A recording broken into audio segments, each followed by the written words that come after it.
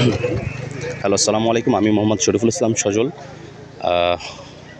এই মুহূর্তে যে ঘটনাটি দেখছেন এটা হলো সড়ক দুর্ঘটনা। এটা হলো রূপসা থেকে কুদিরগাছতলায় যাওয়ার আগে আন্দাবাদ স্কুলের একটু সামনে এসেই পালপাড়া ককসেটের মোড় বলে, পালপাড়ার একটু আগে মাঝামাঝি অবস্থানে একটা সড়ক দুর্ঘটনা ঘটে, যেখানে শুনলাম এইখানে যারা উপস্থিত ছিল তাদের মুখ থেকে একটা বাস এসে মোটরসাইকেলের সাথে অ্যাক্সিডেন্ট ঘটায় এবং যে মোটরসাইকেল আরোহী ছিল, যে চালাচ্ছিল, তাকে ইমার্জেন্সি হসপিটালে নিয়ে যাওয়া হয়েছে এবং এবং সাথে যে মহিলা ছিল তার নিথর পড়ে আছে। বুঝতেই পারছেন, আমি যতটুকু দেখলাম তার মাথা অবশ্য একেবারে বিচ্ছিন্ন অবস্থা, মানে তার সারা রাস্তায় তার মগজ পড়ে আছে দেখলাম।